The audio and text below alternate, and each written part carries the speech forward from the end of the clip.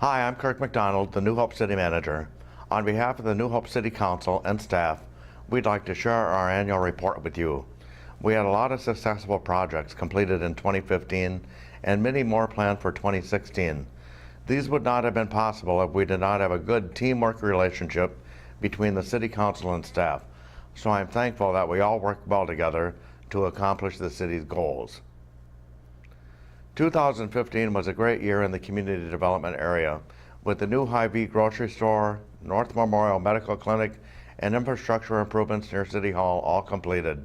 Here is Community Development Director Jeff Sargent to tell you about some of the projects that were completed or are still in process. The City of New Hope is experiencing a redevelopment boom as of late, with nearly $35 million worth of construction in 2015 and about that much construction anticipated for 2016. In what is easily the most anticipated redevelopment project that the city has experienced in many years, the Hy-Vee grocery store opened its doors on September 22nd of 2015. A little bit of history there. The city purchased the 14-acre site in 2012 in anticipation for redevelopment. The city went through a process where it looked at a couple different master plans for the area and wound up selecting Anderson companies who had proposed this Hy-Vee development in early 2014. The city then went ahead and sold the property to Anderson and Hy-Vee in September of 2014. Through the redevelopment process, they broke ground on November of 2014, and it took about a year to construct the 90,000 square foot building, which again opened on September 22nd of 2015. Hy-Vee is a 90,000 square foot grocery store, which is quite large for normal grocery stores, but it boasts a lot of things that normal grocery stores don't have. It has a full sit-down restaurant in it. It has a full wine and spirits section. It has many different boutiques around its conventional grocery section, including different varieties of food, all organic section, a full pharmacy, a bakery, a charcuterie. So a lot of different elements all in one store, kind of the one-stop shop for people in New Hope. About 125 full-time employees and 400 part-time employees, so you could see that it brings a lot of economy back into the city, and something that the city hasn't experienced in quite some time. With that whole process, there's a second phase of that, which was their convenience store and gas station, which is on a separate lot right on the corner of 42nd and Xylon. That also went through the same planning process, and they opened their doors a little bit earlier in August of 2015 in anticipation for that grand opening of the store on September 22nd. This does mark Hy-Vee's entry into the Twin Cities marketplace. Since it's opened its doors, it experienced some great feedback from the community. You never see an empty parking stall, or seems like that, in the parking lot itself. The last element in the whole Hy-Vee redevelopment site plan area was the construction of a 15,000 square foot medical office building that's going to be run by North Memorial Clinic. This was somewhat of a surprise by staff, as we knew that Hy-Vee wanted to get a tenant in there, but didn't know that we were going to have such a great tenant so early in the process. North Memorial is formerly located in Plymouth, and they're going to move their store here. North Memorial is about 15,000 square feet. It's going to be a full-service walk-in clinic, and they're also going to have some of the walk-in clinic facilities inside of the Hy-Vee store itself, the Minute Clinic, things of that nature. They broke ground in August of 2015 and will be opening their doors in February of 2016 and provide service to the neighboring area and those from outlying cities. So in conjunction with the Kmart redevelopment project, there is some deferred maintenance and upsizing of the utilities and infrastructure underneath Xylon and 45th Avenue that was specifically put off in anticipation for some kind of redevelopment project to happen. Once Hy-Vee went into that site, the city knew that these upsizings needed to occur to help meet the capacity needs for a redevelopment project in that area. So all the underground infrastructure along 45th and Xylon were upsized to meet those capacity levels. So that includes your sanitary sewers, the storm sewer, and the water mains that were underneath these streets. So complete reconstruction of Xylon occurred from 42nd to 46th, and complete reconstruction occurred on 45th Avenue from Xylon to Winnetka. Along with those underground infrastructure improvements, a lot of streetscaping elements were involved too and updated. The street itself narrowed from 45 feet to 30 feet to kind of get more of the pedestrian-friendly feel and to get the area more walkable. So now the City Council has a brand new redevelopment project in the Hy-Vee section. We had the upgraded infrastructure underneath Xylon and 45th. The next step is to make it all look good. The City Council undertook a big project here in the streetscaping improvements that are occurring along Xylon and 45th Avenue. A lot of these public improvements were needed also, but also went into the walkability and really just making it more pedestrian friendly out there. Some of these improvements include an entry plaza with an electronic reader board sign that's going to be run by the city. It's going to give city events, updates on city functions, alerts that people might need to see. It also includes a decorative colonnade structure right on the corner. Really give a good entry feel to the city center area. Banner columns, arbor structures, pedestrian scale lighting, colored crosswalks, all these streetscaping elements are involved to really make the area feel like it's somewhere that you want to go to, somewhere that you want to hang out, recreate, ride your bike, jog, whatever it might be. That's the intent of the council, was to really get that feeling that you want to stay there and be in that area. So that includes a 10-foot multimodal path on the west side of Xylon Avenue, bike stalls, benches, seating areas, all these to invite people to come in, walk along Xylon Avenue, go shop at Hy-Vee, come to the city pool, come to City Hall if you really need to do that as well too. This is a big project. It was about a $6 million project in total for the infrastructure and the streetscaping, and this was something that the council really thought long and hard about as far as how to finance this. Ultimately, the council sold bonds to finance this project, a big step for our city council, but something that the city felt was really needed, and in the long run, it's going to be very beneficial for the city. So in conjunction with the streetscape project that's happening along Xylon Avenue, the city really did a pretty cool thing in collaborating with the Hennepin Technical College and their graphics art class. We challenged them to help us try to redesign street banners for the city of New Hope. So all of the street lights that are going up, the new ones that are going up on Xylon Avenue, have banner arms on them so you could attach banners. Much like other cities have banners that promote their city, we wanted the same thing. So the City Council selected banners designed by Molly Notterman, who used our current tagline, "A Great Place to Grow," and kind of went a step further and said, well, New Hope's also a great place to live and to work and to shop and to play and to learn. And so she created banners each for those different types of elements. And so we have 6 different banner designs, each incorporating those different types of areas in the city that are now along 42nd Avenue and that will later be placed on Xylon Avenue once the streetscape design is fully completed. You know, a lot of the redevelopment efforts that have happened in 2015 were city initiated. Us promoting land that we own to developers that we wanted to build something that we also wanted.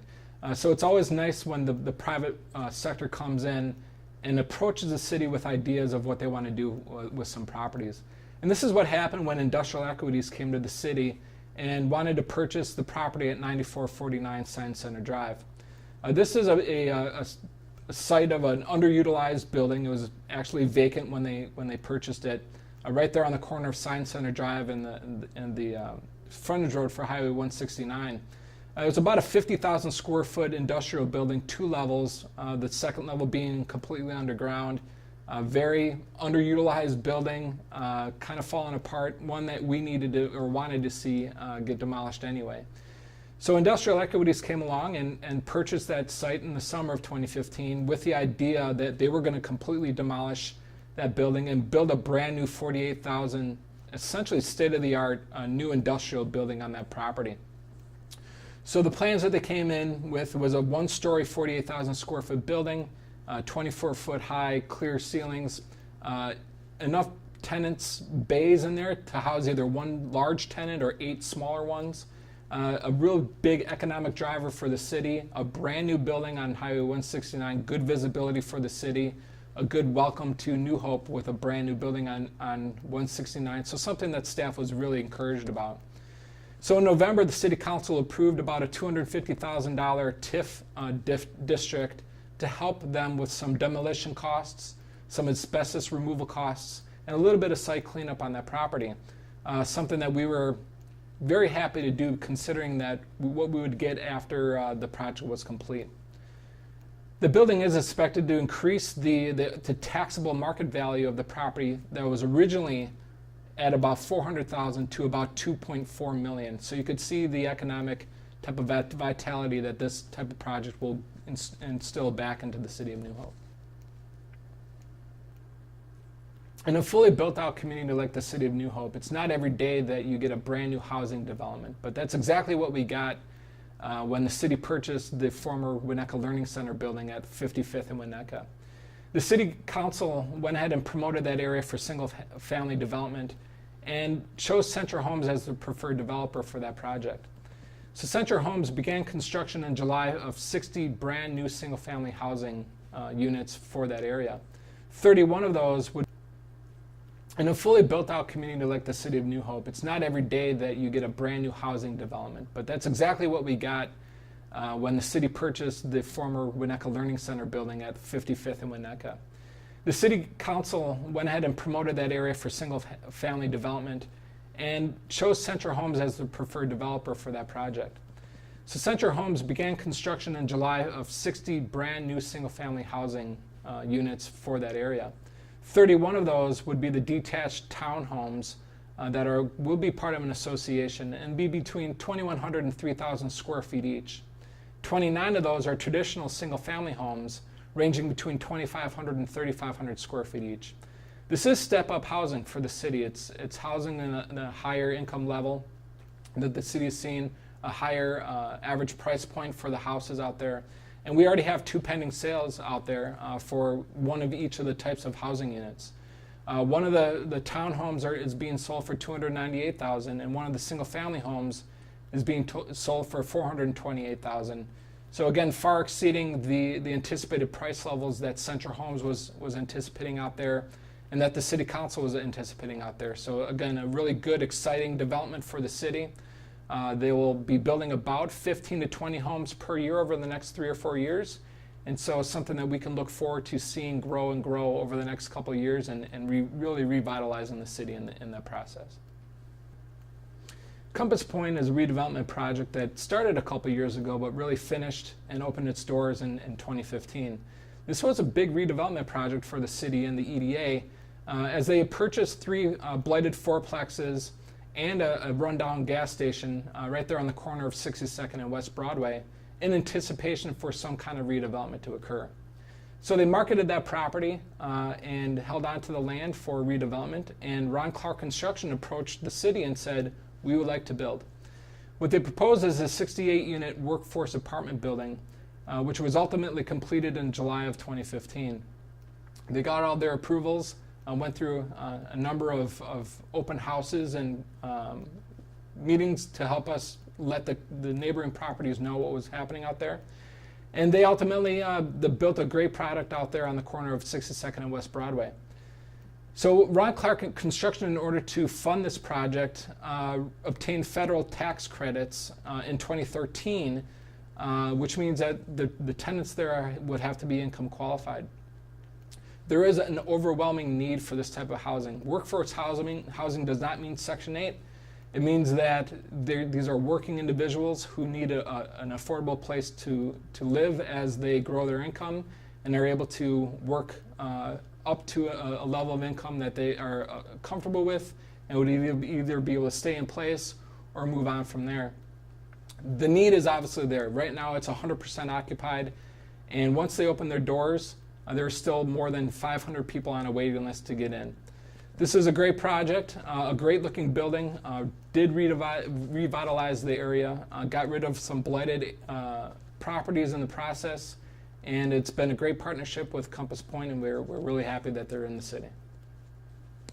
Another example of private side development is the Gates of New Hope building on the corner of Hillsborough and Medicine Lake Road. A developer approached the city with an idea of building a 4-story, 32-unit market rate apartment building on that corner. And in doing so, what he did was he combined 2 lots that were next to each other to create about a 1.6 acre parcel. One of the lots was a vacant single-family home, and the other one was a vacant insurance building. So underutilized property that he purchased, put together, and built a 4-story, 32-unit market rate apartment building on it. This is a great fit for the city of New Hope. There's other apartment buildings in the area. It's a great looking building, and it's market rate, so it's something that is really revitalizing that part of the city as well. One of the final big redevelopment parcels that the city owns is the property right next to the golf course at 8400 Bass Lake Road. This has been a redevelopment project for many years, one that the city is holding on to for just that right developer to come in. So in the spring of 2015, the council charged the city staff with getting ideas together as far as what type of development would be economically feasible for that property. So we met with multiple different developers to see what their interests would be in things such as putting in a sports dome, putting in single-family houses there, senior housing, market rate apartments or luxury apartments. What really rose to the top was luxury apartments. That was what would be most economically and financially feasible for that property. So once we determined that that was the type of use that would work best on that property, we went out to different developers who might be interested. And Aladis stepped forward and said that they would be very interested in this property. Aladis is a company that mostly deals with construction in the downtown St. Paul and Minneapolis core, but wanted to branch out to neighboring communities and surrounding suburbs and really start to get their foot in the door as far as construction in these outlying suburbs. So they approached the city of New Hope and said, we have a great product that will work perfectly for this area. So in August of 2015, city staff held an open house for all the neighboring property owners to get some feedback from them to see what they would like, how they like the development, give some feedback on it as far as a little bit of site planning, what the building should look like, things of that nature. Aladis proposed a pretty good concept plan at that meeting, about 180 units, 4-story building, great high quality design, a lot of amenities for that building, a lot of the different things that building would offer that no other building in New Hope would offer. So the city entered into a preliminary development agreement with Aladis in October to give us exclusive negotiating rights with Aladis to help further refine their plans and figure out what exactly they could do on this property. The feedback from that first meeting was generally supportive. The neighboring property owners had some concerns, but understood that some kind of development will happen out there. Something that really hit home was some of the amenities that this development will have to offer. Underground heated parking, a community room, a nice workout facility in the building, an outdoor pool with a barbecue pit, an outdoor fireplace, lawn bowling for those who like lawn bowling. They have a rooftop type of social gathering space too, with a kind of a patio on the rooftop, good views to downtown Minneapolis from that roof. Also such things such as the possibility of putting in garden plots on the roof. So some really cool features that a lot of other buildings just don't have in this area. This would be about a $25 to $30 million project, so another huge redevelopment piece for the city of New Hope. During this process, we've held a second informational meeting. This was done in January. This was also to get some good feedback back from neighboring property owners before Aladis submitted their formal proposal to our Planning Commission. The Planning Commission will review their proposal in March of this year, and then it will be forwarded to the City Council for final approval. One of my favorite programs that the city has revitalized is a scattered site housing program. What this program does is it targets our distressed properties, single-family housing properties in the city, and with a goal of revitalizing neighborhoods. I think this is exactly what we've done. We were able to use community development block grant money through Hennepin County as a source of funds to help demolish buildings, acquire the land, and then sell that land to redevelopers. So the goal here is for us to acquire about 6 properties per year. In 2015, we acquired 5 properties that turned into 8 lots because of the fact that some of these properties were large enough that we could subdivide those and then build on 2 lots instead of 1. So this is going after really what is the worst of the worst out there. Housing that is in need of tearing down, not renovation. And that's what we're emphasizing with this program, is tearing down the really, really distressed properties instead of going into a property and then essentially flipping it. We will let the private market do that. What we want to do is take out the really bad pieces of property throughout the city. So the first house that has been completed and sold was a house at 5431 Virginia. So this is a property that we purchased about a year ago, sold to Novak Fleck. They went ahead and built that house back up and then sold that property for $246,000. A great reinvestment in the area. It really revitalized the area that house went into. One of the reasons why I really like this program is because of what it does for the neighboring community as well. Aaron Chirpik, who was out there on an inspection of one of these properties, was stopped by a neighbor, and the neighbor came up to him and thanked him and the city for this program and said, I feel that I could finally reinvest back into my own property because that eyesore is finally gone. So that checked all the boxes in my estimate as far as why this is such a great program. So the current properties are in various stages of construction. We are currently purchasing properties, we're selling properties, and those sold properties are being worked on right now, with many more to come, we hope. Obviously 6 per year is a good goal, but one I think that we can easily succeed with. In Parks and Recreation, we were busy with several park improvement projects and making improvements at the ice rink and golf course. Park and Recreation Director Susan Rader will tell you about some of the improvements. The Meadow Lake Playground project was completed in the fall of 2015. The design process actually started late spring, early summer, when staff and the city consultants, the engineers, met with neighborhood residents who were interested in the project. The equipment was last replaced in 1992, so there were several residents that were very excited about the upgrades that were planned.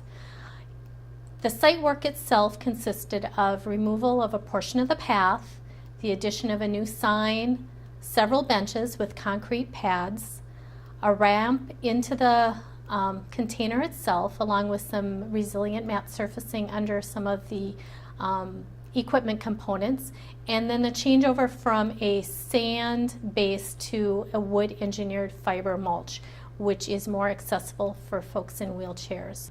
The project actually started in August and was completed yet in the fall of 2015 at a cost of about $131,000 that came from the Park Infrastructure Fund.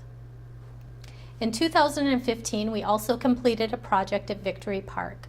Victory Park is one of our most heavily used lighted softball and soccer field complexes for adults. In 1991, that complex was built near a wetland area.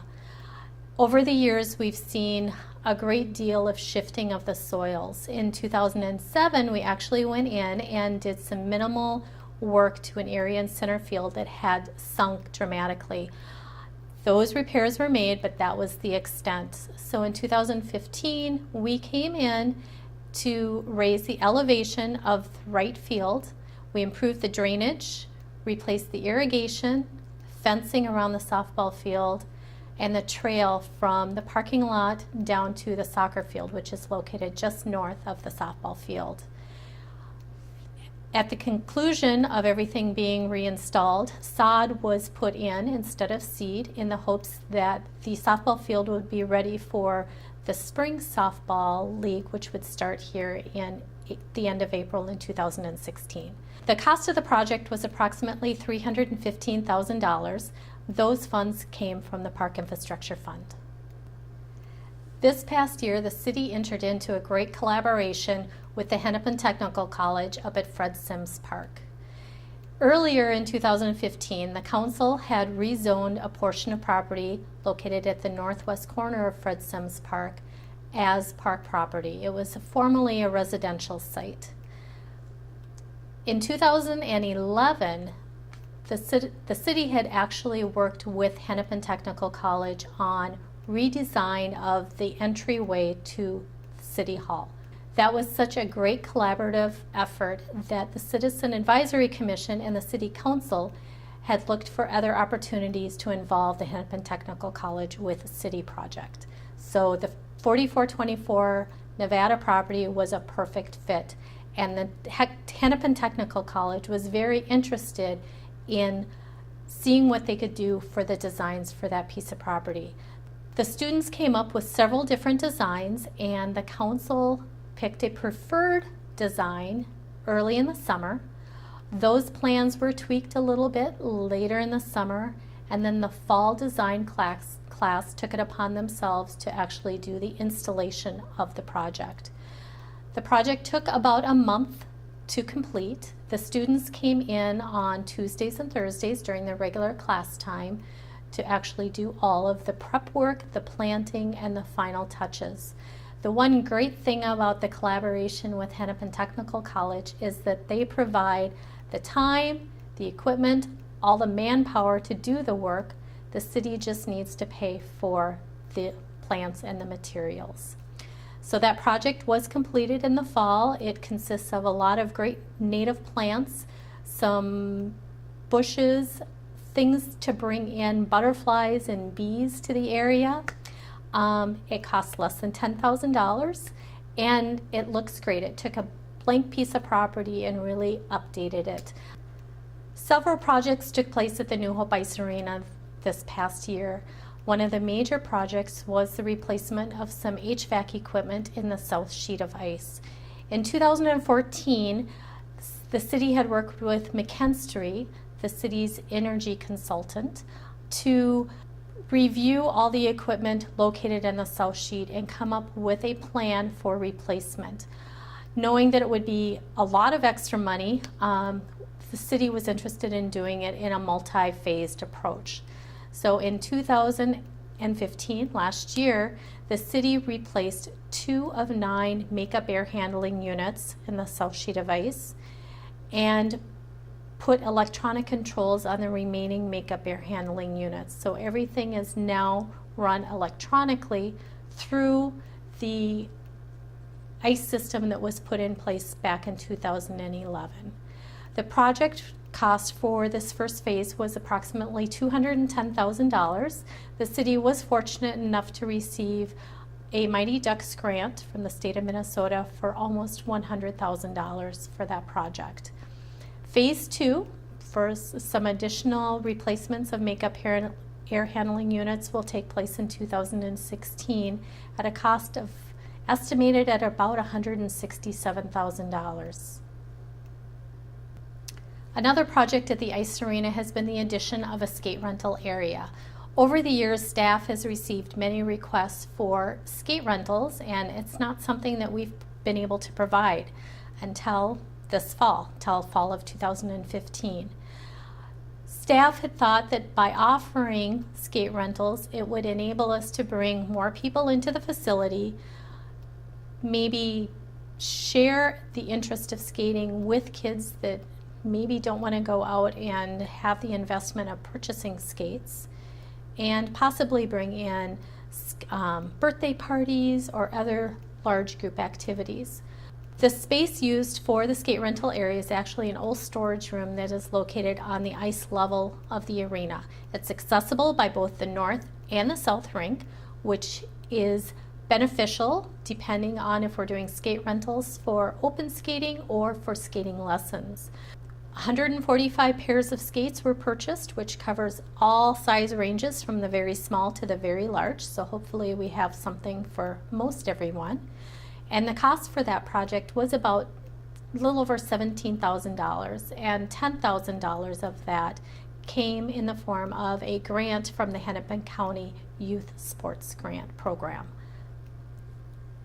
A new electronic reader board was added at the New Hope Golf Course in June of 2015. The reader board is used to advertise different city programs and special events.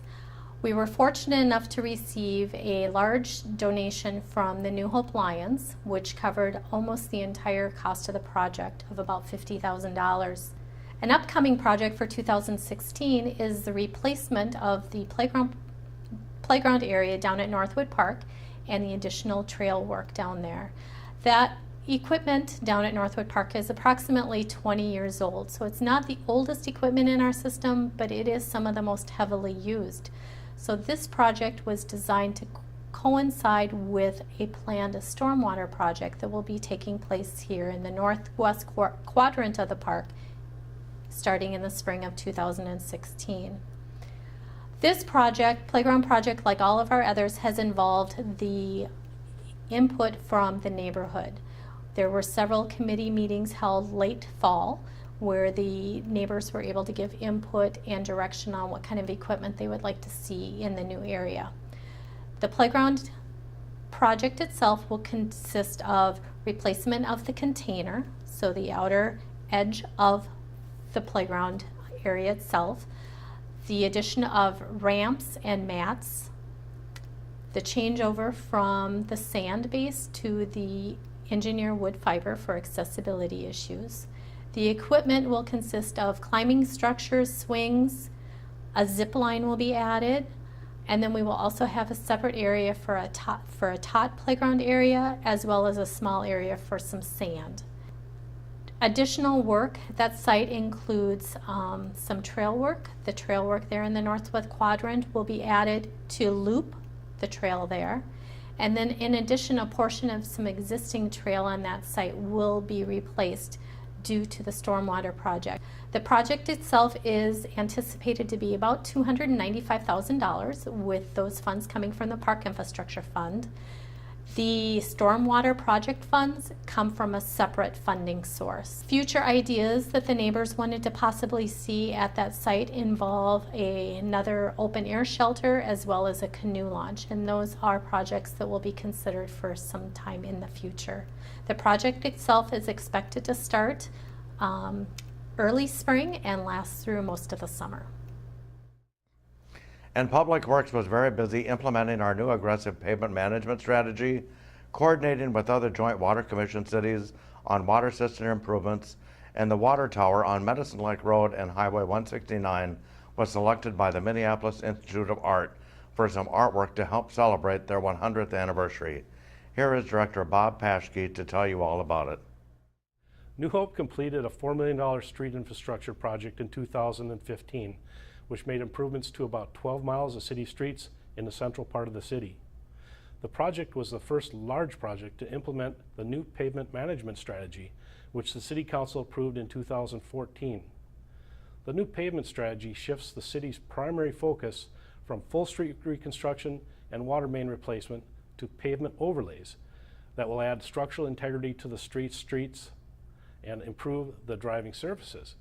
With the new approach, the city will be able to improve longer distances of streets more quickly.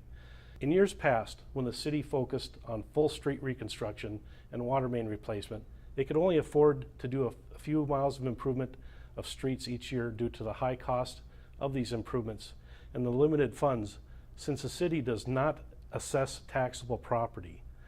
The 2015 project included reconstruction and new water main for about a mile of streets on Flag and 50th Avenues, where the pavement was in poor condition and there was chronic utility issues. The remaining 10 miles of streets in the project area received mill and overlay improvements, which included most of the streets between 42nd and 51st Avenues, between Flag and Quebec. The mill and overlay process involves milling off the top 2 inches of the pavement on any given street and replacing it with 2 inches of new pavement, revitalizing the roadway. Another contractor completed routine maintenance work by sealing cracks in the road and sealing the entire surface with an oil and rock coating with a fog seal on top to about 10 miles of street segments in the northern and southwestern sections in New Hope in 2015. Early indications are that the city's new pavement management strategy is having the desired effect. In 2014, the average pavement condition rating for New Hope streets was at 61, or considered fair. In 2015, after the projects have occurred, The city's average rating is at 73, which is in the good range. The city constructed quiet zone improvements at the railroad crossing on Winnetka Avenue near Angelin Drive in the summer of 2015. We did this with financial assistance from Hennepin County. When a railroad crossing is designed a quiet zone, railroad engineers can no longer routinely sound their train's horn when approaching a railroad crossing. In a quiet zone, the engineer may only sound the horn if it is felt there is a danger to the public in the right-of-way or at an identified quiet zone street crossing, so you still may occasionally hear a horn. The Federal Railroad Administration can designate a crossing a quiet zone when supplementary safety measures are constructed at the crossing to ensure that the safety of motorists is at hand. The Railroad Authority required several safety measures at the Winnetka crossing, including slightly narrowing driving lanes, construction of a 4-foot center median north and south of the crossing, and lane restriping. The city was very fortunate that a requirement update to the constant warning time circuitry for the crossing arms was required, and it is very expensive. That part had been completed by the Canadian Pacific Railroad in 2012. Due to the fact that Winnetka Avenue is a county road, Hennepin County agreed to reimburse the city for up to $140,000 of the quiet zone improvement costs. The quiet zone improvements were constructed before the county installed a new overlay of blacktop on Winnetka Avenue in September of 2015. The Federal Railroad Administration formally implemented the quiet zone in October of 2015.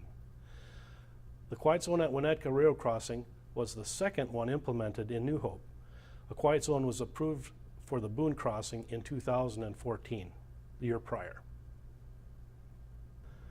The Joint Water Commission cities of Crystal, Golden Valley, and New Hope purchase water from the city of Minneapolis, and they've been doing that since the 1960s. This water comes from the Mississippi. If this water supply coming from Minneapolis were to somehow be compromised by drought, contamination, or other issues, the JWC previously had no backup water supply. In 2013, contractors rehabilitated the municipal well in New Hope. That well was drilled in 1958 and deactivated upon the establishment of the JWC. Since then, it had been used by the DNR as an observation well. In 2015, all new hardware was installed and it was made completely operable again by producing 1,100 gallons per minute as an emergency water supply. Also in 2015, Crystal had 2 new emergency wells drilled and made operable to the capacity of about 1,500 gallons per minute and 1,800 respectively, which combined with the New Hope well would allow us to produce over 6 million gallons of water per day. Work on the Crystal and New Hope wells was completed and the emergency water supply system was tested. It is now ready for use and it has been since September of 2015. If ever needed, the emergency water supply will not be softened, filtered, or fluorinated. It will only be treated with chlorine, and this is for essential use. Last year, the Joint Water Commission also replaced the 36-inch water main that delivers water from the city of Minneapolis through Robbinsdale to the reservoir in Crystal. The 52-year-old concrete supply line experienced major breaks in Robbinsdale in June of 2013 and again in September of 2014. Both of those became very disruptive and expensive. An engineering consultant analyzed the structural integrity of the water main in the fall of 2014 and found that 9% of this pipeline was compromised and several sections had a high risk of failure. In March of 2015, the JWC board, with the support of the 3 city councils, approved plans for a $4 million project to rehabilitate the 2.5 miles of water main using mainly slip lining technology. This used a variety of installation methods which were used across intersections in order to reduce costs and limit the disruption to the project to motorists, businesses, and residents. Lining of the water main began in May and was completed in October of 2015. In June 2015, the City Council approved a 30-cent per 1,000 gallon increase in the water fee to fund New Hope's $1.4 million share of the repair costs. The emerald ash borer beetle has killed tens of millions of ash trees across the eastern United States and Canada. In Minnesota, the beetle was first discovered in St. Paul back in 2009. Just last year in the fall of 2015, the first case of emerald ash borer was confirmed in Plymouth, and that's near the border with New Hope.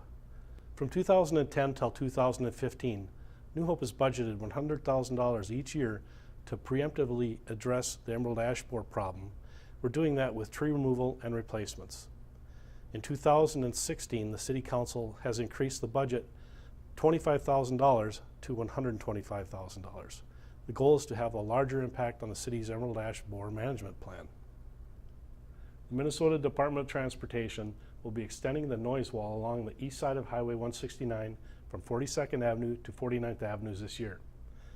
MnDOT approached the city in fall of 2013 to propose this extension. Neighborhood meetings were held to gauge the support and to inform the adjacent property owners to explain the project. The city was made eligible for the noise wall addition because the noise level readings in adjacent residential neighborhoods was so high, and because the city was able to commit to funding of 10% of the project costs. The new noise wall will be about 20 feet high and similar in color and appearance to the existing noise wall that's to the south between Medicine Lake Road and 42nd Avenue. Those were constructed in 2 phases in 2003 and 2011.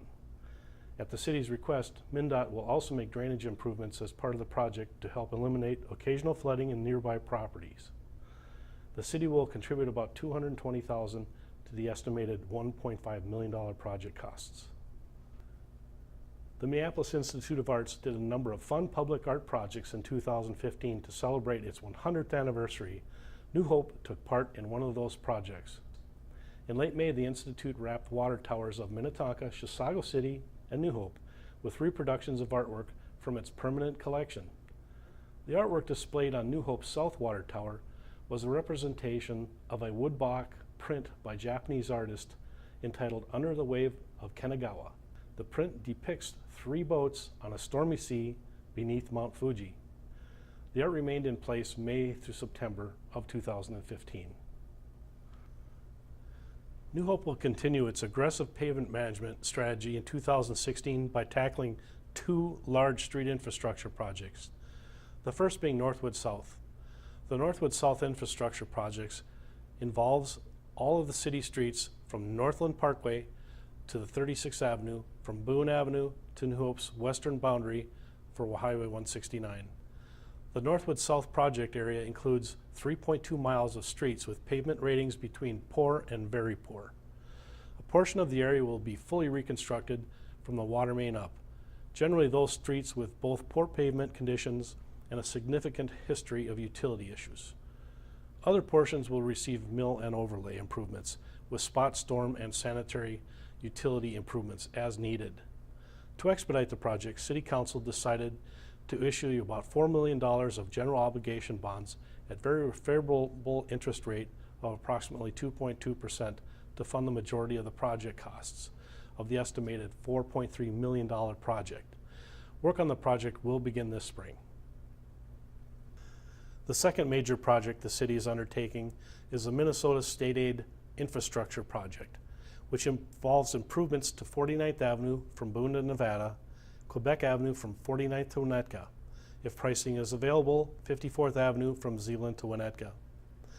49th Avenue will be fully reconstructed from Boone to Winnetka as a 10-ton road at a 35-foot street width, with improvements to parking on the north and pedestrian traffic pathway on the south.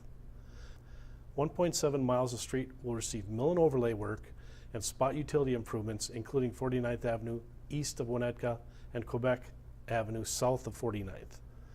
Alternative proposed improvements that are being considered are additional traffic calming signage, an off-road trail on 49th east of Boone, and enhanced crosswalk markings.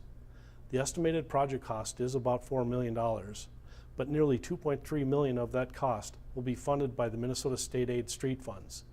Construction on this project will also begin in the spring. This year, New Hope is doing an innovative project in Northwood Park that will capture, treat, and reuse stormwater from the surrounding watershed. There's 120 acres of land surrounding Northwood Lake that drain into the lake.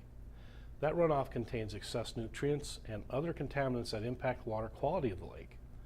Minnesota Pollution Control Agency has listed Northwood Lake as an impaired water due to the excess nutrient loads.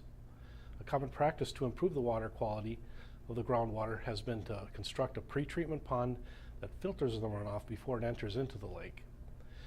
In the summer of 2014, neighbors in the Northwood area strongly supported stormwater improvements to improve the quality of water in Northwood Lake, but they were not in favor of constructing a pretreatment pond. A pretreatment pond would take up most of the park space available, that is west of Boone. Staff proposed an alternative way to treat the runoff before it enters into the lake while preserving the valuable park space. A new storm sewer main will divert the runoff into a stormwater treatment structure that will capture the coarser sediments. The additional flow will then enter into a 160,000 gallon underground concrete vault that will capture and store the water for reuse as irrigation at the 6.5 acres of soccer and ball fields at Northwood Park on the east side of Boone. During larger rain events, when the volume of runoff exceeds the capacity of the vault, runoff will overflow into 3 rain gardens along the south side of Ensign Avenue. The vault will provide storage for about 1 to 2 weeks of irrigation during the dry periods and should save the city about $5,000 to $10,000 in potable water costs each year. The project will also include a 1/4 acre pretreatment pond on a vacant, dry, city-owned green space that is near Highway 169 and Jordan Avenue. That is to treat the water from the surrounding residential properties before it enters into Northwood Lake. The stormwater improvement project near Northwood Lake will cost a little under $2 million. The city cost will be about $300,000, with the remaining contributions provided by Bassett Creek Watershed at about $720,000, $300,000 from Minnesota Pollution Control Agency as a grant, and also $400,000 from the Minnesota Board of Water and Soil Resources as a grant. On a more serious note, 2015 had a rocky start with the shooting incident at City Hall. Thankfully, the police department controlled the situation and no one received life-threatening injuries. And the City Council and staff, along with the Citizens Task Force, continued to study the need for a potential new police station in City Hall. Here's Chief Fournier to give an update. As you know, 2015 was quite a year for the officers of the New Hope Police Department. The events of January 26th had long-lasting effects. For most of the year, the police department operated 1 to 2 officers short of our allotted complement of 34.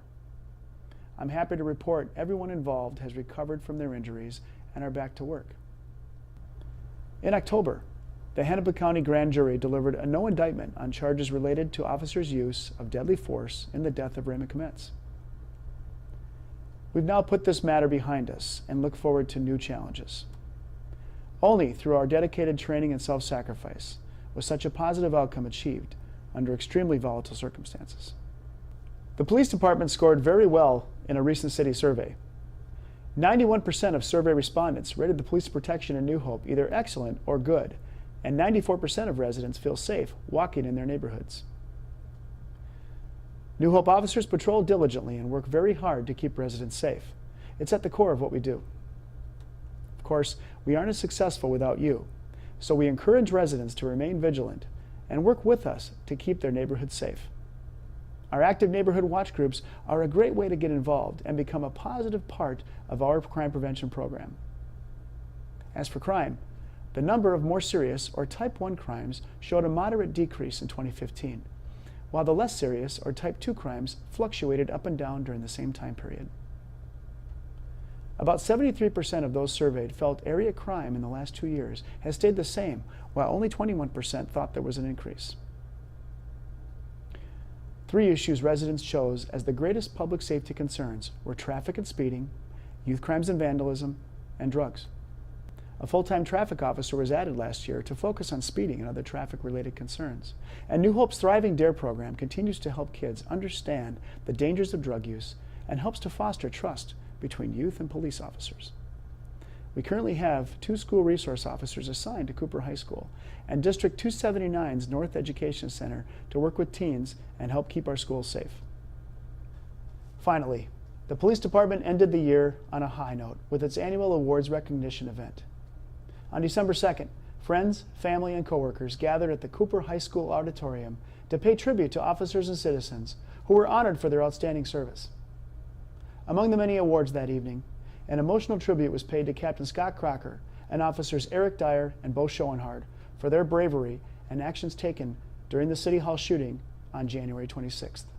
Which brings us to the subject of much discussion, the City Space Needs Study and the proposal for a new police department.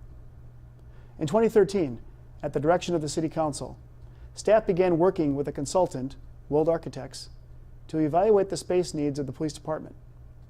In January of 2015, the City Council decided to continue studying the option for a new and larger police station. Since the City Hall occupies the upper level of the police station, the current building would have to be largely redesigned or replaced. The factors driving the study included significant maintenance issues in the current municipal building, and the fact that the police department has simply run out of space to do their job safely and efficiently.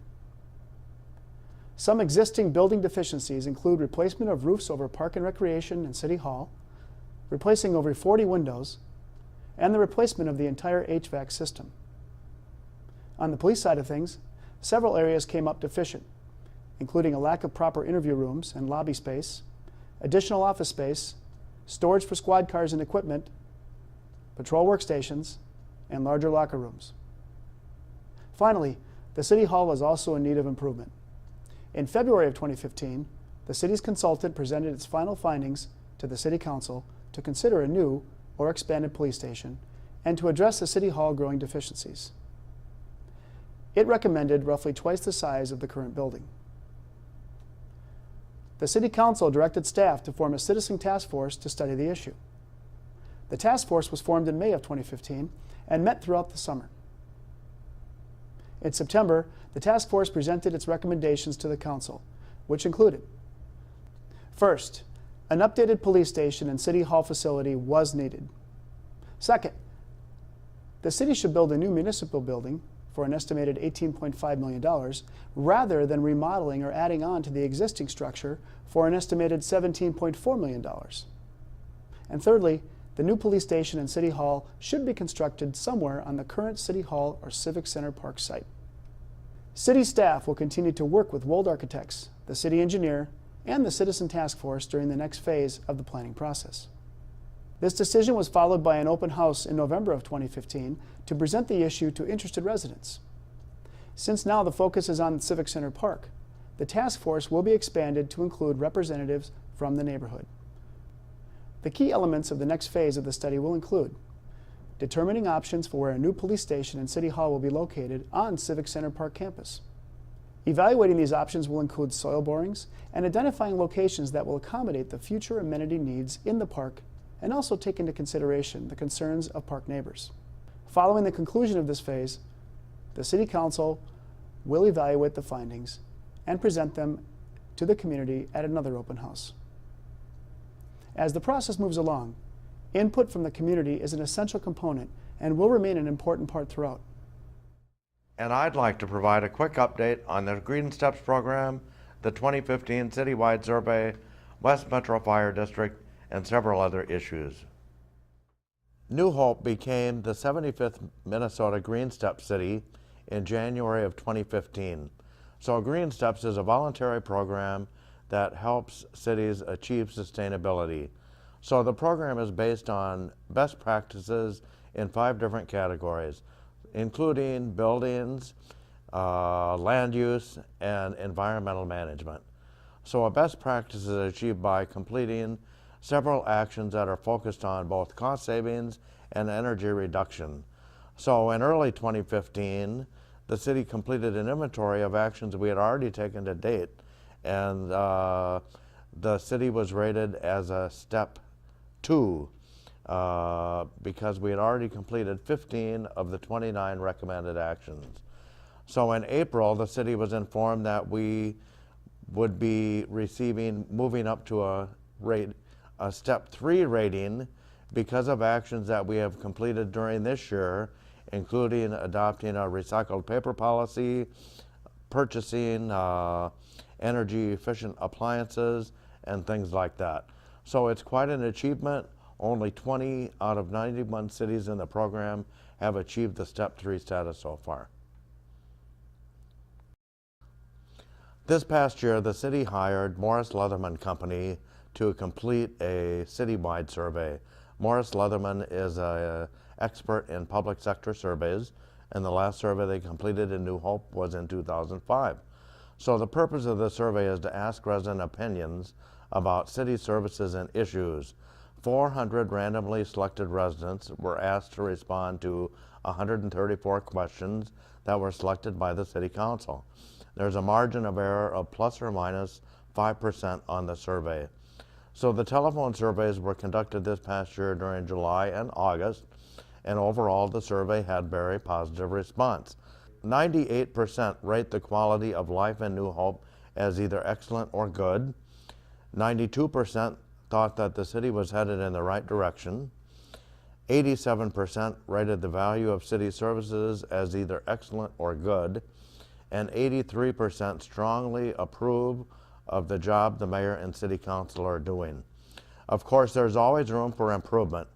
14% felt that the condition of city streets was a problem. So, on the reverse side, 74% said that they did support the city's new aggressive pavement improvement program.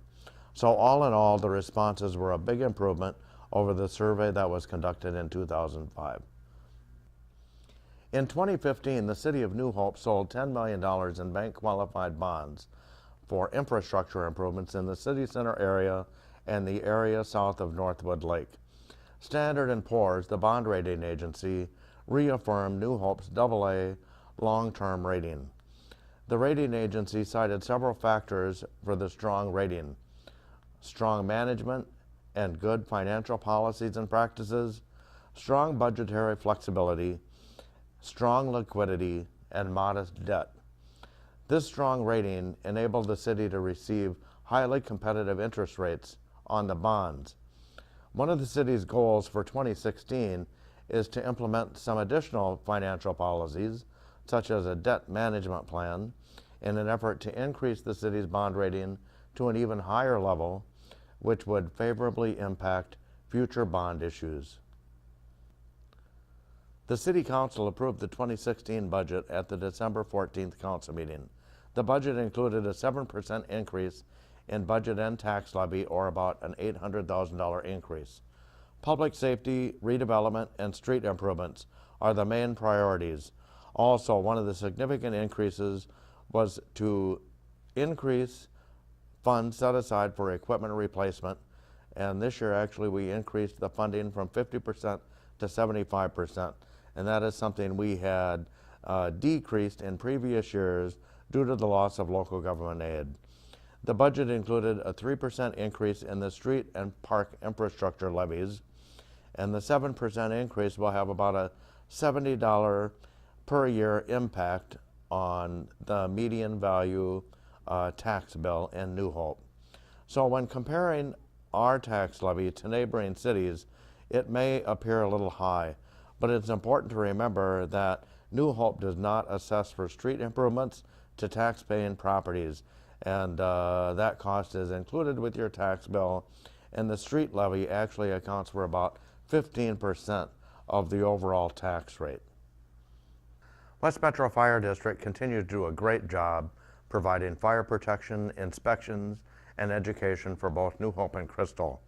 The budget has remained fairly stable over the past few years, and the calls for service actually decreased about 9% in 2015. With all the construction activity, West Metro conducted over 800 plan reviews and inspections for the two cities in 2015. One of the new programs they implemented was the Home Safety Survey Program, the very popular fire prevention program where West Metro staff members will walk through your home with you and identify safety concerns and offer solutions. West Metro also coordinates emergency management for both cities, and we're in the process of establishing a joint emergency operations center at station number 3, south of New Hope City Hall.